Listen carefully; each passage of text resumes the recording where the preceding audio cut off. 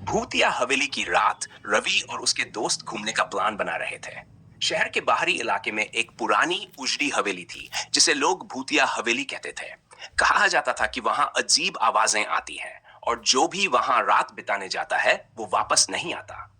यह सुनते ही रवि और उसके दोस्तों को वहां रात बिताने की इच्छा हुई। चलो एक बार इस हवेली में रात बिताते हैं, डरने की कोई बात नहीं है, रवि ने उत्साह से कहा। शाम के वक्त वे हवेली पहुंचे। हवेली का दरवाजा टूटा हुआ था और अंदर घना अंधेरा फैला हुआ था। दीवारों पर जाले लगे थे और चारों ओर धूल जमी हुई थी। क्या यह सही फैसला था? मनीष ने घबराते हुए पूछा। शायद, लेकिन अब हम आ ही गए हैं, रवि ने हंसते हुए कहा। जैसे ही वे हवेली के अंदर गए उन्हें एक अजीब सी ठंड महसूस हुई। यहाँ कुछ अजीब है, मनीष ने कहा। लेकिन वे इसे नजरअंदाज करते हुए हॉल के बीचों बीच पहुंच गए, जहां एक पुरानी मेज और कुर्सियां बिखरी हुई थीं। रात गहराने लगी और हवेली में अजीब आवाजें आने लगी। दरवाजे अपने आप चरमराने लगे और खिड़कियां बंद होने लगीं। ये सब हवा की वजह से हो रहा है, रवि ने कहा। तभी एक तेज चीख गूंज उठी। क्या वो आवाज तुमने सुनी? अजय ने कांपते हुए पूछा। यहां से भागो, मनीष ने डरते हुए कहा। लेकिन जैसे ही वे दरवाजे की ओर बढ़े, दरवाजा अपने आप बंद हो गया। ये क्या हो रहा है?